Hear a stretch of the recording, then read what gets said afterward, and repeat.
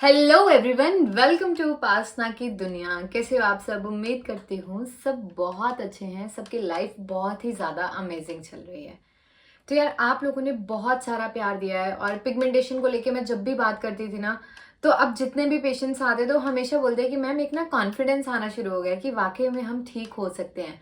और अब मैं बात करूंगी पीसीओडी को लेके, क्योंकि यार होता क्या है ना कि हम लोगों का ह्यूमन नेचर है। हमारे दिमाग में ना चीजें घुसने में टाइम लगता है, हमें इजीली ना चीजें समझ नहीं आती कि अच्छा ऐसा हो सकता है।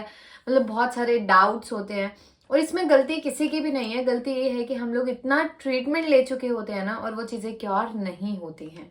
तो क्या लगता है कि यार अब दोबारा ट्रस्ट करें या ना करें। लेकिन आज मैं बात करूंगी पीसीओडी को लेके और उसके बारे में बिल्कुल एक स्टेटमेंट देना चाहूंगी कि जी हाँ, आप पीसीओडी को आयुर्वेदा में जड़ से खत्म कर सकते हैं। चाहे वो हेमरेजिक सिस्ट है, चाहे वो चॉकलेट सिस्ट है, चाहे वो सिंपल सिस्ट है, चाहे वो कॉम्प्लेक्स सिस्ट है, चाहे एंडोमेट्रियोटिक सिस्ट है, एंडोमेट्रियोसिस वहां पे फॉर्म हो रही है, यूट्रस की वीकनिंग है, एएमएच का लेवल कम है, XYZ कोई भी इशू, आप सारी चीजों को क्योर कर सकते हो आयुर्वेदा में। तो आज की रेमेडी इसी से रिलेटेड है कि पीसीओडी में होता क्या है कि एंड्रोजन के लेवल बहुत ज्यादा बढ़ जाता है और एस्ट्रोजन का लेवल कम हो जाता है। इंसुलिन रेजिस्टेंस होने लगता है, इंसुलिन की सिक्रेशन प्रॉपरली नहीं होती है वहां पे।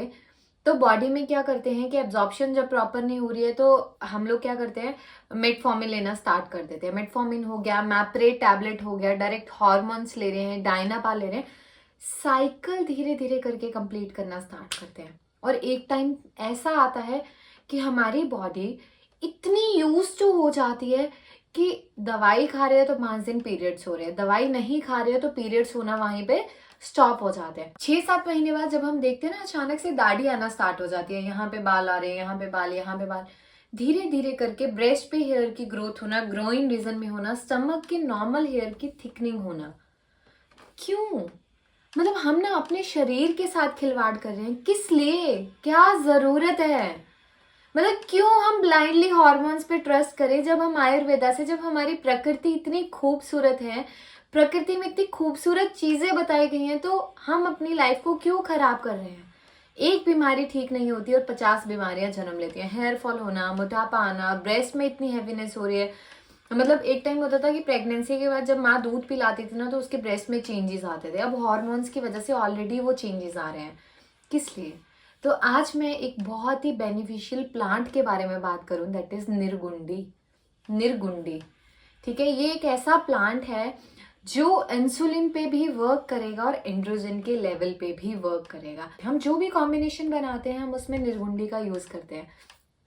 तो जो निर्गुंडी प्लांट है ना, इसकी प्रॉपर्टीज धीरे धीरे हॉर्मोन्स को बैलेंस करना स्टार्ट करती हैं, ग्रोथ को भी रिड्यूस करेंगे। जो हिर्सुटिज्म यानी कि आपके फेशियल हेयर ग्रोथ हो रही है, धीरे धीरे करके ये उसको भी रिड्यूस करती हैं। स्लोली स्लोली जब आप चेंजेस देखना स्टार्ट करेंगे ना, आपको खुद समझ आएगा कि यार कितना बेनिफिशियल है। आप निर्गुंडी का सिंपल काढ़ा ले सकते हैं, सिंपल निर्गुंडी टी ले सकते हैं, ठीक है। इसको वाइटेक्स बोलते हैं, मतलब बोटेनिकल नेम इसका जो है। तो आप जब पंसारी के पास जाएंगे ना, जहाँ पे जड़ी बूटियां मिलती हैं यानी कि प्लांट्स, आप उनको जाके बोलोगे कि हमें निर्गुंडी चाहिए तो वो आपको देंगे। आपको क्या करना है, 1/4 चम्मच यानी कि बिल्कुल इतना सा पाउडर 1 गिलास पानी में बॉईल करना है। जब वो 1/4 रह जाए आपको उसे पीना है। सुबह और शाम आपको इसको पीना है और कम से कम 3 महीने तक लगातार आपको इसका सेवन करना है अपनी बॉडी में चेंजेस देखने के लिए। धीरे धीरे जिन महिलाओं में, जिन बच्चियों में ये चीज होती है कि कुछ टाइम पे पीरियड्स जो हैं वो रेगुलर रहते हैं, कुछ टाइम गैप आता है, कुछ टाइम पे वहां पे फ्लो कम रहता है, तो उसमें ये धीरे धीरे करके स्टेबल करना शुरू कर देगा। और होता क्या है कि बहुत से लेडीज की, लड़कियों की कंप्लेंट होती है कि मैम पीरियड्स तो बिल्कुल डेट पे आते हैं, जो टाइम है एग्जैक्ट उसी पे, लाइक 28 डेज के बाद, 30 डेज के बाद, लेकिन वो एक ही दिन रहता है और एक दिन में भी सिर्फ स्पॉटिंग है। या 5 दिन तो रहता है लेकिन 1 से 2 दिन स्पॉटिंग और फिर थोड़ी सी ब्लीडिंग होगी और बंद हो जाएगा। या फिर ब्लीडिंग जो है 2 दिन हो रही है, बंद हो रहा है। मतलब हर तरह के पेशेंट्स हैं, तो उन सब में ये इतना ज्यादा बेनिफिट देना स्टार्ट कर देगा। तो आपको ध्यान रखना है कि जब भी आप रेमेडी स्टार्ट करेंगे, कोई भी एक रेमेडी आप स्टार्ट करिए साथ में, इसके साथ में आप मेथी दाने वाली, जो कि मैंने ऑलरेडी इस चैनल पे बताई है, उसका लिंक मैं डिस्क्रिप्शन में डालूंगी, आप वहां पे देखना, आपको समझ आएगा और आप बहुत easily with the small small changes in your life आप इसको क्योर कर सकते हो। बहुत पुरानी हो गई है पीरियड्स को रेगुलेट करने के लिए, तो आप इस नंबर पे कांटेक्ट कर सकते हो। मैं इतना अभी तक बता सकती हूँ कि जितने मेरे पीसीओडी के पेशेंट अभी तक हैं, सिस्ट के साइज के अकॉर्डिंग उनका परमानेंट क्योर हुआ है, ऐसा कोई भी पेशेंट नहीं है। ठीक है, हाँ 1 से 2% पेशेंट ऐसे होते हैं जिनमें रीअक्रेंस के चांस होते हैं कि उनकी बॉडी बिल्कुल भी रिस्पॉन्स नहीं कर रही है। वो हर फील्ड में होता है, हर जगह पे होता है।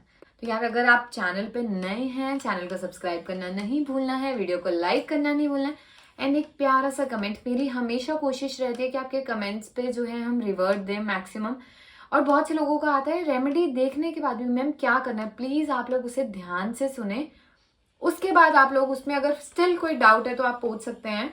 अदरवाइज इस नंबर पे आप रेमेडी के लिए कांटेक्ट मत करिए। रेमेडी का मेरी टीम को कुछ नहीं पता होता है, वो आपको ट्रीटमेंट के रिगार्डिंग इन्फॉर्मेशन दे सकते हैं। जो लोग विजिट करना चाहते हैं उनको इस नंबर पे अपॉइंटमेंट फिक्स करना है, और जो लोग विजिट नहीं कर सकते आप अपनी अल्ट्रासाउंड की रिपोर्ट शेयर करिए, मेरी पूरी टीम आपको गाइड करेगी और आपके घर पे वो ट्रीटमेंट अवेलेबल होगा। Duration of the treatment vary from person to person, patient to patient. किसी को 3 महीने, किसी को 6 महीने, किसी को 1 साल भी लग सकता है, डिपेंड जितना सिस्ट का साइज है, बट इससे ज्यादा समय नहीं लगेगा। तो आप लोगों ने उपासना की दुनिया को बहुत प्यार दिया है, आगे भी इसी तरह प्यार देते रहिए। उपासना की दुनिया को बहुत सारा प्यार देने के लिए बहुत बहुत शुक्रिया।